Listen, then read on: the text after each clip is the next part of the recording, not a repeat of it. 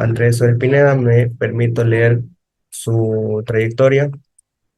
Para la cátedra de esta noche tenemos el gusto de presentar a un destacado profesional que nos acompaña en intervenciones anteriores, pero hoy lo tendremos en su faceta de docente principal. Nos acompaña el doctor Andrés Suárez Pineda.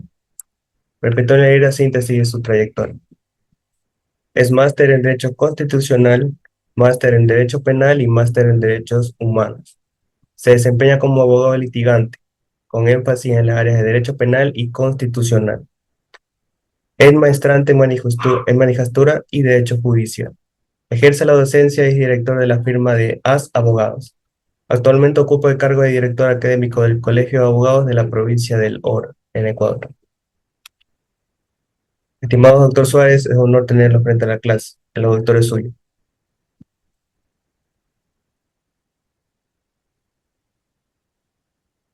¿Qué tal? Muy buenas noches con todos los presentes. Gracias, ingeniero Ángel, por la presentación. Como lo había indicado anteriormente, es un honor y placer compartir esta noche académica con todos ustedes.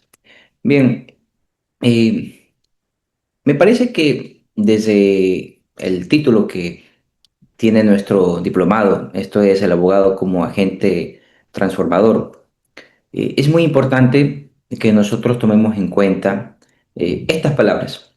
Y sobre todo porque sobre la base de esto se centra el tema que yo voy a disertar el día de hoy. Mi tema es exclusivamente la filosofía jurídica en la jurisprudencia contemporánea. Y para eso yo considero que yo lo voy a hacer desde un enfoque netamente en el tema penal y procesal penal. Y desde ese punto de vista voy a empezar a analizar un poco el contenido dogmático de la ley penal como tal. Luego procederé a citar algunas sentencias muy interesantes de aquí de mi país. Yo los saludo desde Ecuador. Por lo tanto, todo lo que yo hable el día de hoy será estrictamente relacionado a la jurisprudencia que se ha desarrollado aquí en nuestro país, en mi país, por parte de la Corte Constitucional del Ecuador. Y por qué no, también de una u otra sentencia de la Corte Nacional de Justicia. Bien, la norma penal que rige aquí en Ecuador es el Código Orgánico Integral Penal, que indudablemente está relacionado con otras materias, ¿verdad? Porque para poder alcanzar la certeza de que una persona adecuó su conducta, no solo tenemos que analizar los elementos, el elemento subjetivo del tipo, que es el dolo o la culpa, sino los objetivos, ¿verdad? Ahí tenemos el sujeto activo, el sujeto pasivo, elementos normativos, elementos accidentales, entre otros. Y eso nos conlleva obligatoriamente que nos traslademos a diferentes cuerpos normativos, ¿verdad? Ahora bien, dogmáticamente, ¿qué tenemos nosotros dentro del sistema penal o procesal penal? Ustedes se han preguntado cuántos tipos de leyes tenemos actualmente en nuestros códigos penales o en los códigos penales de Latinoamérica. Puntualmente tenemos tres. La doctrina y la dogmática penal hoy lo reconocen así. Eso lo podemos encontrar en diferentes trataístas como Roxy, Lax Newman, entre otros. Me parece muy interesante que estos tres tipos de leyes deben desarrollarse de forma correcta o comprenderse de manera correcta al interior del sistema de administración de justicia y sobre todo porque muchas veces estos tres tipos de leyes no se los aplica de forma correcta. Y voy también a entrar en un detalle práctico. ¿Cuáles son estos tres tipos de leyes? Primero, las preceptivas. Luego tenemos las definitorias o explicativas. Y finalmente tenemos a las normativas o procesales. ¿Verdad? Eh, Desde el punto de vista dogmático, ¿qué es el precepto? El precepto es lo que conocemos la gran mayoría, ¿verdad? Es el tipo penal, el supuesto de hecho y la consecuencia. El que mate a otro será condenado a tantos años de privación de libertad. El que cause lesión a otro a tantos años de privación de libertad. El que dé muerte a una mujer o por su condición de serlo o por su condición de género tendrá la pena de femicidio. Bien, esas son las leyes penales preceptivas como tal. Y aquí habría un punto muy interesante que analizar, que serían los métodos de interpretación. Estos métodos de interpretación se los diré en un momento, pero desde ya podemos tener claro que solo para los tipos penales, el método de interpretación es el gramatical o el literal. Ese es el método de interpretación como tal. Y si ustedes quieren ahondar un poquito en la normativa procesal penal, los invito a que revisen el COIP, es decir, el Código Orgánico Integral Penal del Ecuador, y este método lo van a encontrar en el artículo 13, que tiene tres numerales, se lo van a encontrar en el numeral 3. ¿Ok? El otro tipo de ley es la ley definitoria o explicativa. Como su nombre mismo lo dice, es una norma que tiene por objetivo explicar algo. Es decir, es una norma jurídica que te recoge un concepto y te lo desarrolla en el propio cuerpo normativo positivo. Como por ejemplo, ¿cuál? En el Código Orgánico Integral Penal tenemos al artículo 39 que nos habla sobre la tentativa. La tentativa tiene una historia muy rica en dogmática y que como tal se explica por sí sola, ¿ok? Y que bueno, ahí podremos resaltar uno que otro presupuesto interesante, como es el hecho de que es un acto que no se puede consumar, ¿sí? Por definitivamente la intervención de un agente posiblemente externo o precisamente porque la persona que lo iba a ejecutar se abstiene de hacerlo, ¿verdad? ¿Ok? Entonces ahí tenemos el desarrollo de lo que es de lo que es una figura jurídica, es decir, una norma o una ley explicativa o definitoria. Otro ejemplo de eso también lo podemos encontrar en el artículo 42 del COIP. Este artículo nos recoge los grados de participación, la autoría directa, la mediata y la coautoría. Es una norma que también nos da una explicación de cuando eres un autor directo, es decir, cuando tú ejecutas directamente la acción, o sea, por acción u omisión, ¿sí? Es decir, adecuas tu conducta al tipo penal, ¿sí? Finalmente, luego viene el tema de la autoría inmediata. Ya creo que hay mucho debate sobre este tema en particular, ¿verdad? Y, es decir, cuando más que nada existe alguien que se vale de otra persona para ejecutar un delito, creo que el clásico sería el sicariato, ¿verdad? O cuando existe una relación de poder, hablamos de un tema piramidal, el que está arriba dispone que los que están abajo ejecuten ciertas conductas. Y la coautoría, que siguiendo la dogmática nos dice claramente que es un dominio funcional. Es un dominio funcional por parte de quién? De las personas que han acordado en cometer un delito o una infracción, sea delito o contravención. Yo he podido notar en mi experiencia como abogado en libre ejercicio, que ya llevo alrededor de 10 años, que existe un gravísimo problema cuando se trata de, digamos, establecer el grado de participación de varias personas cuando aparentemente han concertado en cometer un delito. Y se los trata de ubicar como coautores cuando lo que menos existe es una organización o por lo menos se ha podido probar de forma clara y fehaciente que ha existido un acuerdo de voluntades para cometer un delito. Porque la coautoría es un acuerdo de voluntades para cometer un delito. Es un orden, ¿sí? Que se establece, se traza un plan y todos, de forma directa y principal, ejecutan el hecho. Y a veces eso no se entiende bien. Existe un grave, a veces, error al momento de imputar esta calidad.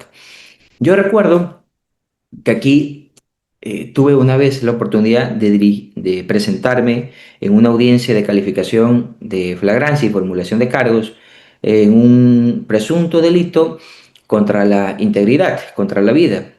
Y resulta que era evidente que las personas que habían aparentemente participado en este evento no tenían nada que ver, porque había alguien que específicamente había ejecutado el acto, ¿ok? Y es tan claro porque en este video se podía apreciar quién había ejecutado ese acto. Y las otras tres personas que también estaban en este video no tenían nada que ver, porque no fueron quienes ejecutaron o detonaron el arma de fuego. Pero pese a eso, aunque ustedes no me lo crean, a estas personas se les formuló cargo como coautores en concurso real de infracciones. Por amor a Dios, eso era algo totalmente ilógico. Porque ustedes saben que el concurso real de infracciones es la figura jurídica por la cual una persona adecua su conducta o su conducta se puede adecuar a varios tipos penales. Y la pena que le van a imponer nunca será superior a menos aquí en Ecuador, hasta 40 años. Pero para eso tiene que venir una serie de conductas repetidas en una misma línea de tiempo.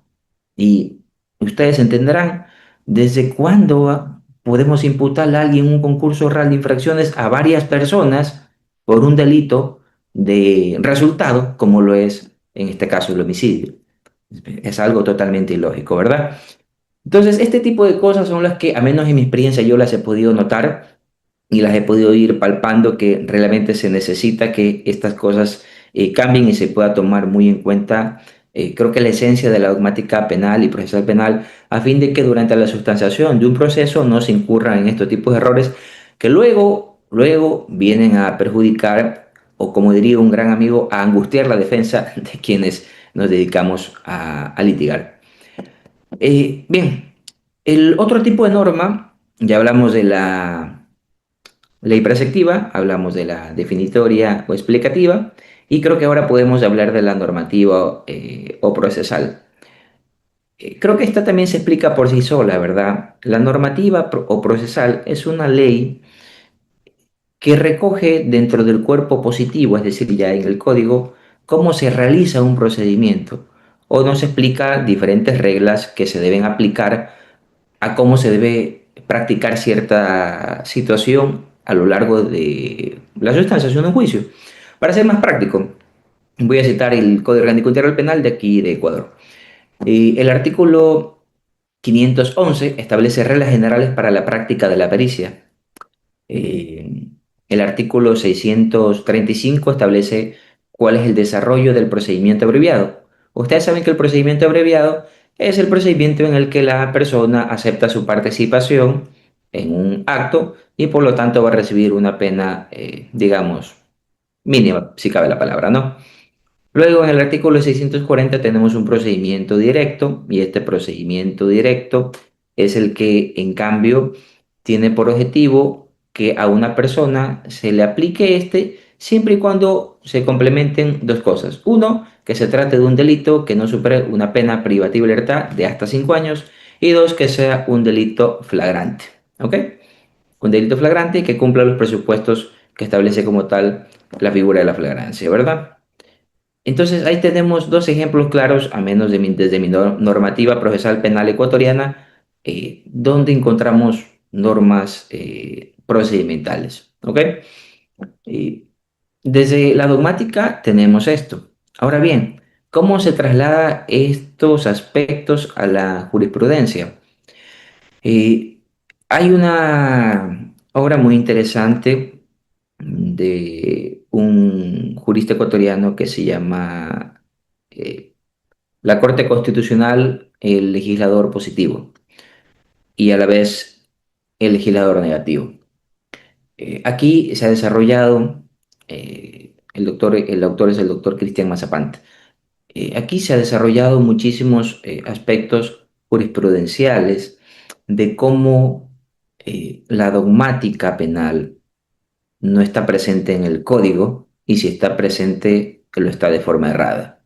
Se ha desarrollado como la Corte Constitucional, a fin de poder suplir estos vacíos, estas omisiones y estos errores, ha resuelto diferentes temas que nos han permitido eh, salir adelante con un sinnúmero de situaciones que eh, nos tenía en una situación de incertidumbre e inseguridad jurídica.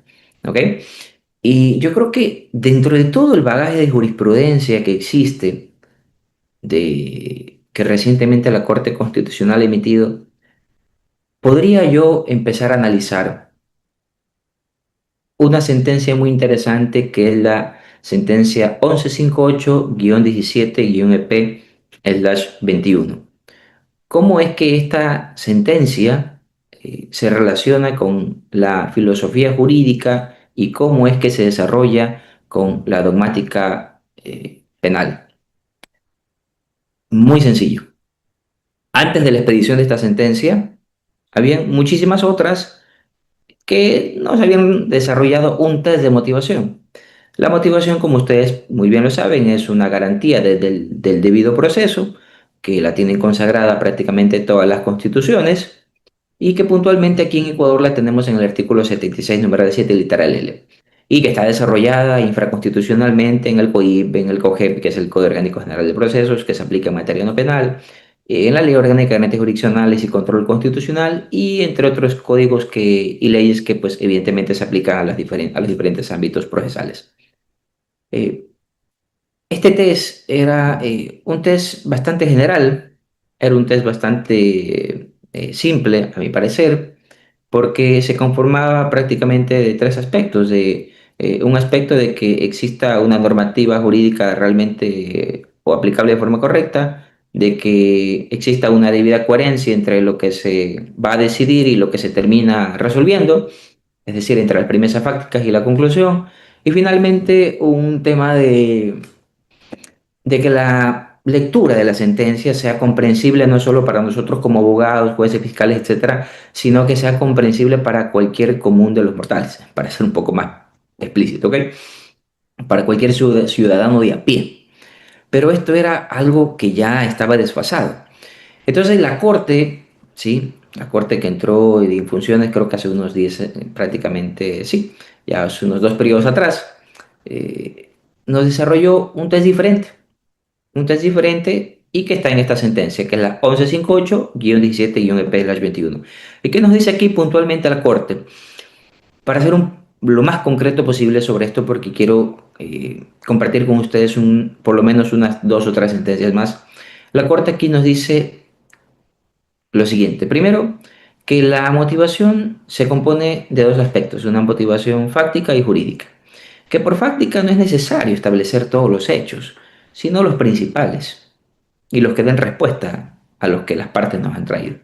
Segundo, jurídica, que la motivación jurídica no quiere decir que efectivamente tiene que existir la enumeración de todo un bagaje constitucional e infraconstitucional, sino que debe aplicarse o citarse las normas pertinentes y aplicables al caso. ¿Ok? Y que siempre debe ser algo razonable. ¿Sí? Que yo esté inconforme no quiere decir que esté mal motivado. Si es algo ordenado, coherente y lógico, no va a haber ningún problema, ninguna falta de motivación.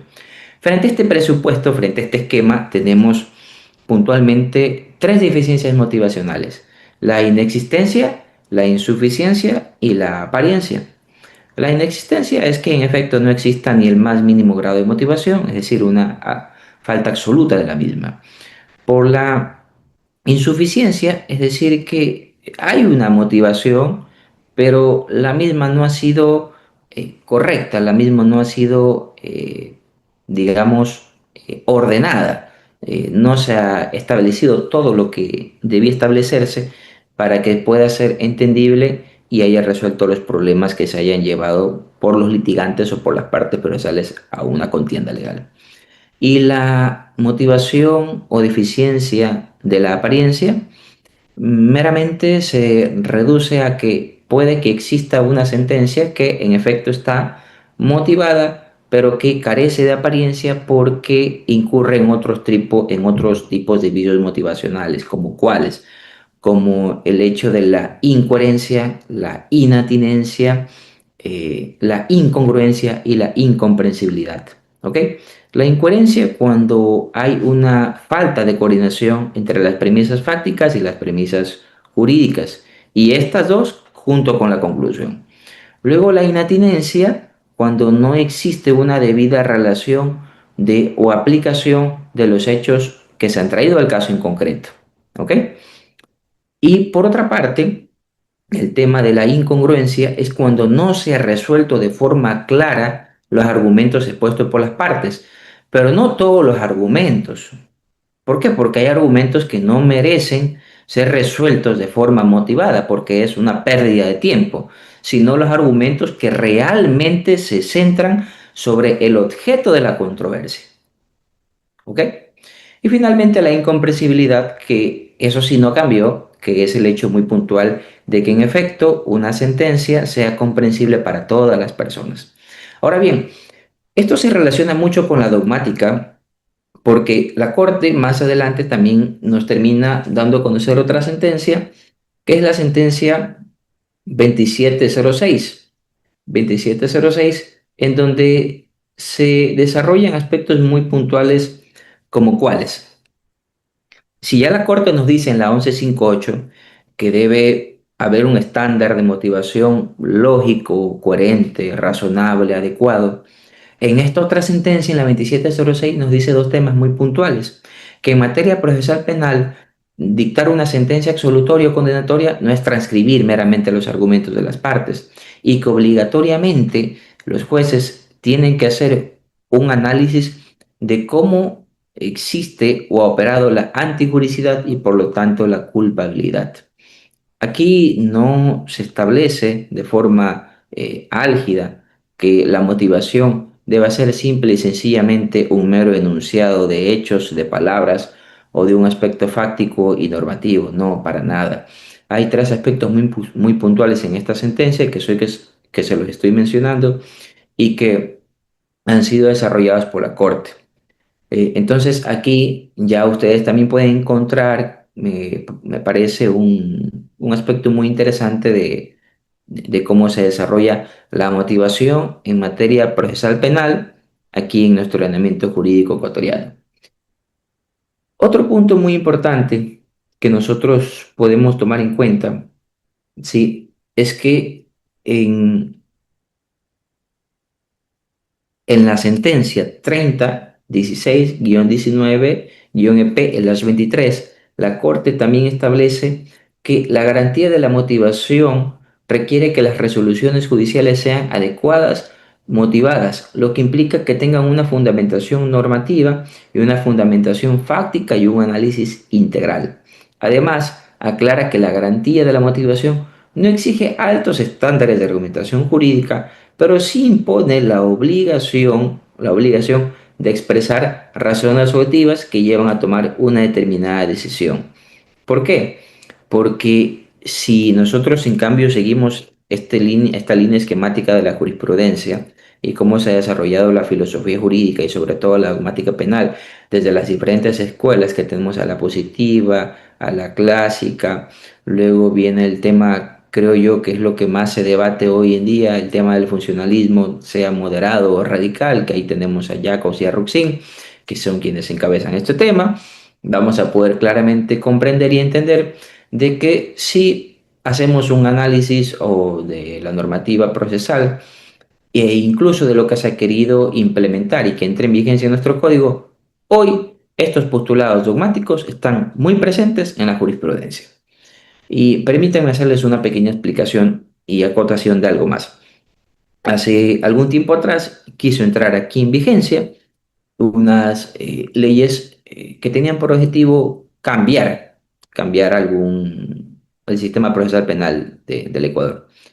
Y estas leyes, luego de que entraron ya en vigencia, la Corte Constitucional las expulsó puntualmente por haber incumplido el principio de unidad normativa y porque no eran leyes que obedecían para el objetivo que aparentemente se habían querido plantear, que era el tema de la urgencia económica. Tú no puedes hablar de que una ley de carácter urgente económico te reforme medio ordenamiento jurídico ecuatoriano y sobre todo sea una ley o sean dos leyes que te incrementen penas. Eso no es algo lógico, no es dable. Se vulneran diferentes principios, pero sobre todo se vulnera la seguridad jurídica del país. ¿Por qué? Porque hay que recordar que la seguridad jurídica, ¿qué es? Es el respeto a la Constitución, a la ley y la aplicación de las normas jurídicas previas, claras y públicas. ¿Aplicadas por quién? Por las autoridades competentes. Y es claro que las autoridades competentes no solo son los jueces o fiscales, sino que son también las diferentes carteras del Estado que están dirigidas por quienes, por las personas que obviamente están frente al Poder Ejecutivo, Legislativo, Judicial, etcétera. Entonces, cuando este tipo de situaciones se vulneran, la dogmática queda en la nada, la filosofía jurídica queda totalmente inobservada. Y desde ese punto de vista, lo que se quiso hacer es implementar tipos penales que, por ejemplo, si volvemos un poco en el tiempo y vamos a la escuela eh, clásica, si mal no recuerdo, ¿sí?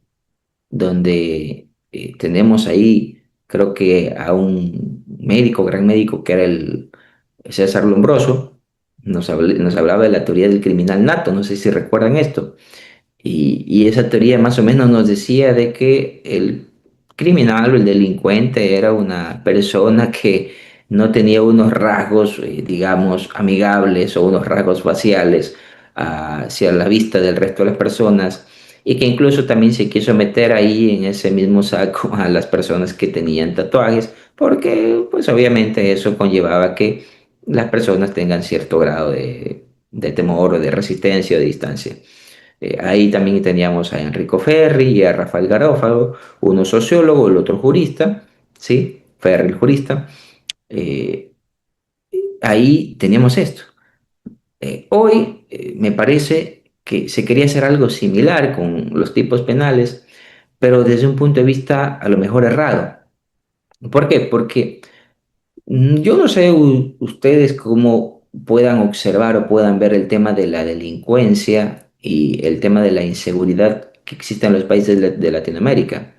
Pero desde mi punto de vista y desde mi juicio, yo sí creo que es muy importante que exista un tipo penal como el que se quiso implementar en una de estas leyes, que lamentablemente no entró en vigencia porque no se observó el procedimiento como tal, y me refiero al tipo penal de pertenencia a un a un grupo criminal.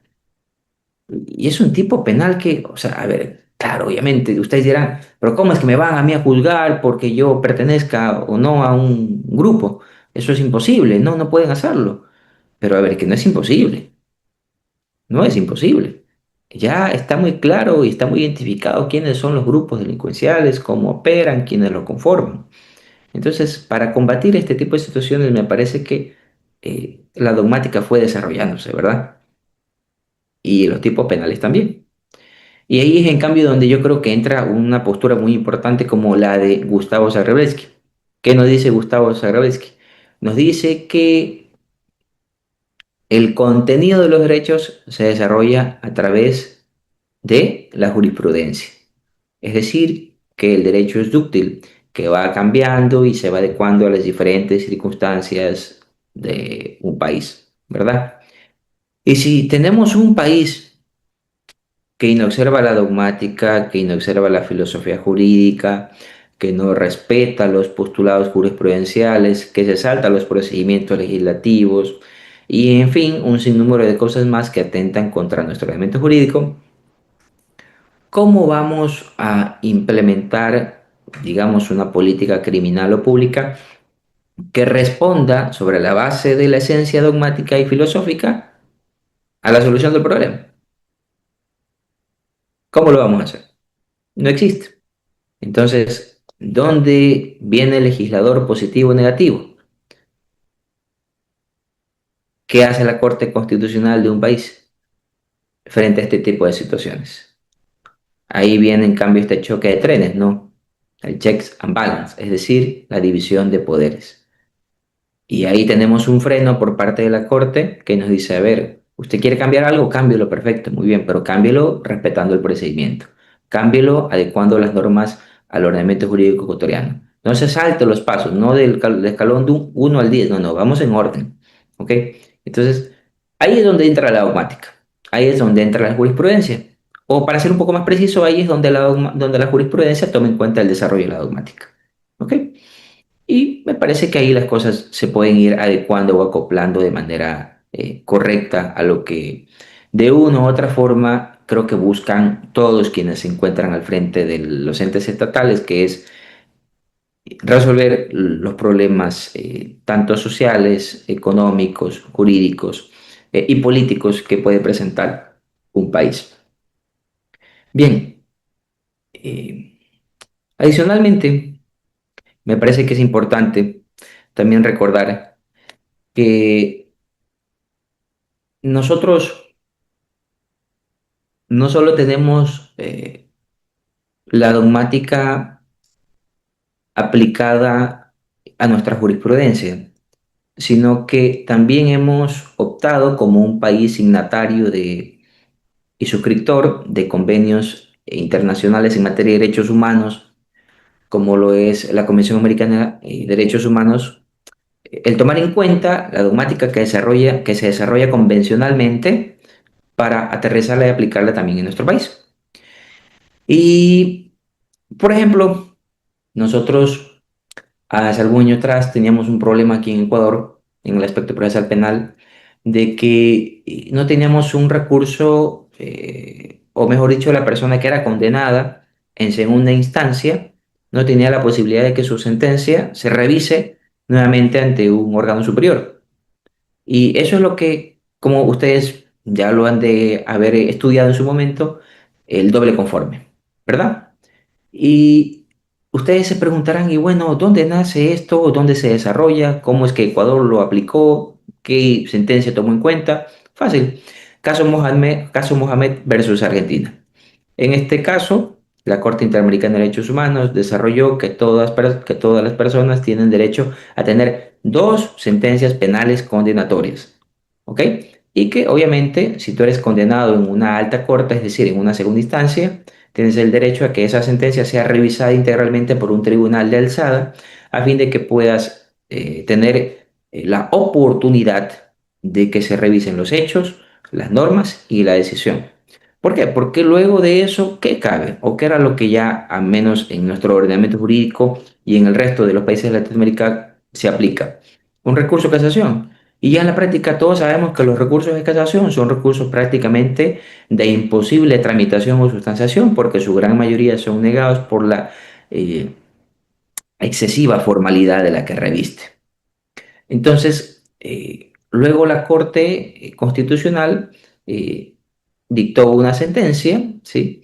En la que desarrolló, pues evidentemente, este vacío normativo y dispuso que la Corte Nacional de Justicia proceda a emitir una resolución con fuerza de ley que supla este aspecto para que posteriormente luego la Asamblea lo implemente a través de, el respectivo cuerpo de ley o reforma como tal, ¿ok? Entonces luego vino la Corte Nacional de Justicia y también desarrolló una resolución muy interesante que si no me es infiel la memoria es la 14/2023, en donde se desarrolla este tema del doble conforme, que puntualmente nos dice lo siguiente: si se dicta una sentencia condenatoria en segunda instancia, ¿quiénes son los jueces competentes para conocer la apelación a esa sentencia? La Corte Nacional de Justicia, un tribunal. Si es dictada por casación, es decir, en casación me condenan, ¿quién debe, perdón, rectifico, si me dicta una Corte Nacional de Justicia la condena porque es una persona de fuero, ¿quién debe revisar esa sentencia a través de un recurso doble conforme? Otro tribunal de la Corte Nacional de Justicia, que evidentemente esté aparte de esta decisión.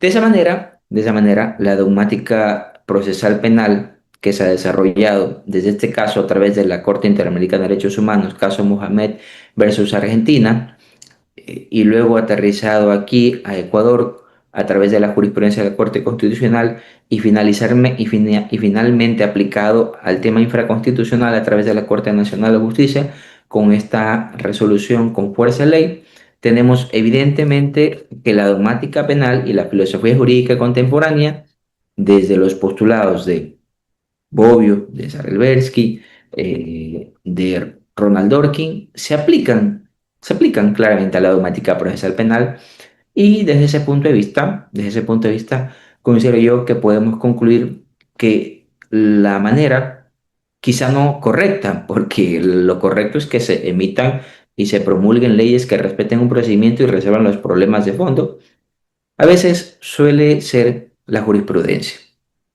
No porque lo diga yo, sino porque así lo establece la Constitución y la Corte Constitucional, a menos de aquí de mi país, así lo ha venido desarrollando y resolviendo a lo largo de estos últimos años. Bien, eh, esa es mi intervención, mi aporte el día de hoy. Espero que les haya gustado. Les compartiré a través de el tema administrativo las diferentes sentencias que les he citado y asimismo también otro material académico para que ustedes lo puedan estudiar. Cualquier duda o pregunta, pues estamos a la orden. Muchísimas gracias a todos por su tiempo y por su paciencia. Muchas gracias por su exposición, doctor Andrés Alberto Suárez Pinedo. En estos momentos estamos pasando el enlace de asistencia al chat de Zoom y al grupo de WhatsApp del día de hoy para que se puedan registrar. Por favor, reitero que llenen los datos correctamente y aquellos que no han recibido sus credenciales de acceso al aula virtual puedan ingresar en la parte donde dice recibido, la parte de recibir las credenciales de acceso al aula virtual, indicar el poner no. Muchísimas gracias, estimados cursantes, eh, poder escuchar esta intervención el día de hoy. Y disculpa por los inconvenientes causados el día de hoy. Ha sido un verdadero aporte a todos los presentes. Muchas gracias. Gracias, buenas noches con todos.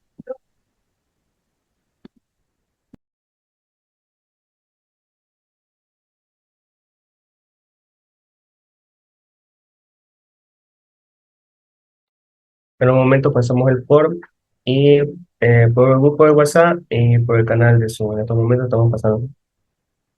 Si no recibió la credencial, vuelvo a retirar que llenen el formulario de asistencia que no recibe la credencial.